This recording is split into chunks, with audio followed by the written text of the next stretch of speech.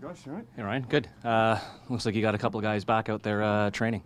Yeah, so Jackson and John were back with us, so that's good. So it gives us just a couple more options in the midfield, but obviously Collins won't be available for Saturday.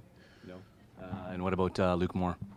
Yeah, Luke's back training as well, so he looks like he'll be available as well. So we're getting there.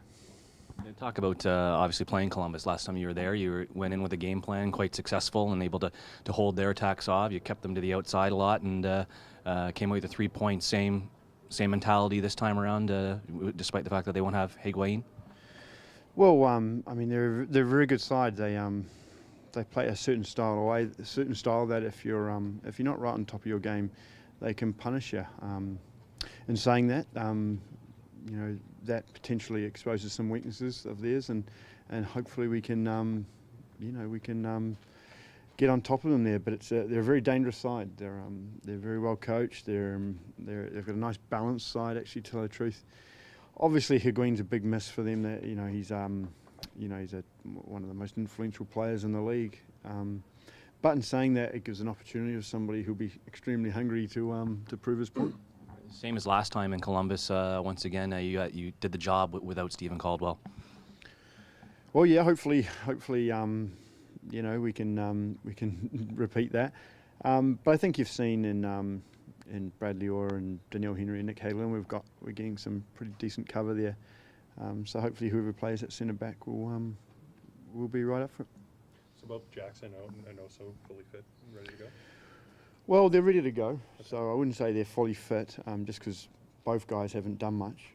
This is their first training really back, so ready to go. But available for selection. Available for selection. I wouldn't say fully fit, but guys are really looking forward to it. And sorry, Colin, is he suspended? No, unfortunately, Colin's brother is getting married in Denver, and he's the best man at the wedding. So, on several levels, us married men have told him tell his brother he's making a bad mistake, but he says that he's batting well above his average, so he should do it as soon as he can. So, that's like me exactly. Is the team where you thought it would be, right, at this point? I mean, considering all the injuries and all the absences, is it?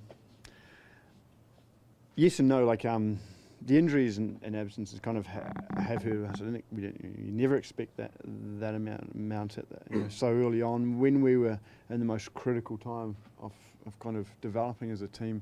So that kind of hurt us. So in terms of evolving, no. I'd like to probably have been a wee bit further on. But in saying that, we're in a very nice spot.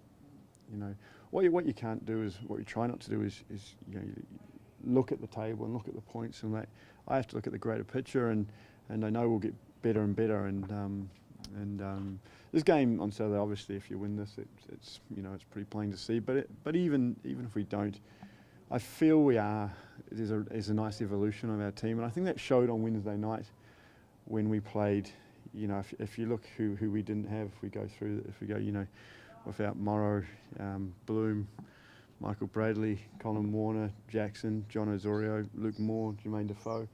There's a couple more as well that I'm missing, but we now as a squad can play against the best team possible, and feel a wee bit unlucky we didn't win the game. And I think if you look back a year ago, I think that's where our evolution has been, and we're starting to just strengthen ourselves and trust our squad and just get a bit hardened like that.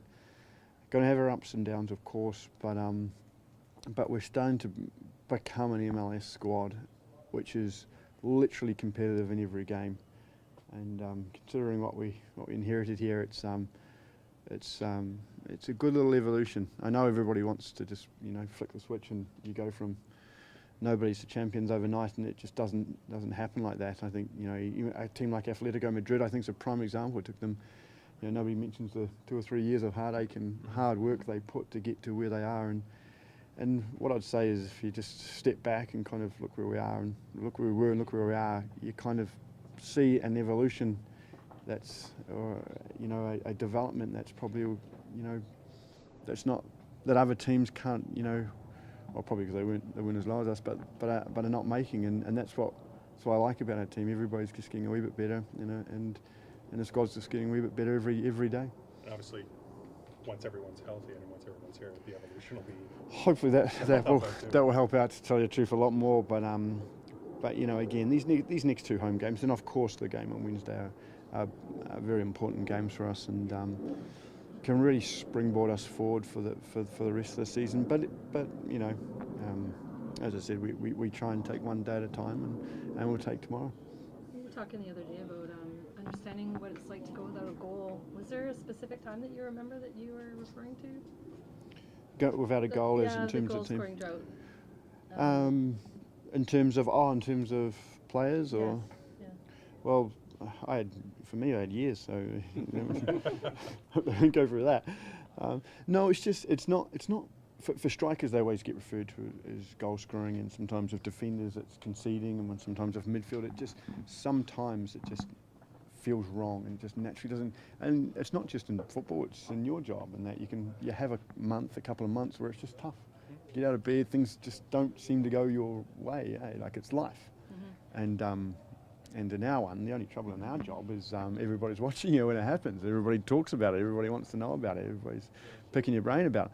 So we'll go through it and you'll do it. Sometimes it's just more kind of out front than you know, it's right out there in the media. But what you have to do is you have to, you know, just help the guy, and like any other person in any other job, you just support the person and ride it. And generally, if you keep getting out of bed and you keep putting yourself in the arena, you know, it passes and you become a better person for it. What was your reaction to the fine yesterday? I was a wee bit surprised. Didn't think I said anything that kind of, I don't know if nasty is a word, or that bad, or that controversial, or, you know. Actually, probably think I've said worse in the past. I do too. Exactly, to tell you the truth.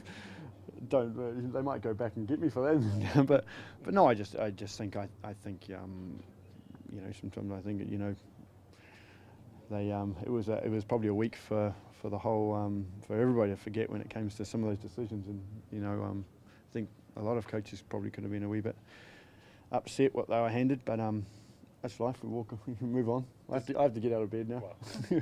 Does it make you think or sort of choose your words more carefully now when you're asked about calls or the officials or anything like that? Or? No, not at all. I mean, you know, I don't think it was. As I said, I don't think it was that bad. Nobody said anything. Nobody thought it was controversial. No, not at all. Okay. Thank you. Cheers, guys.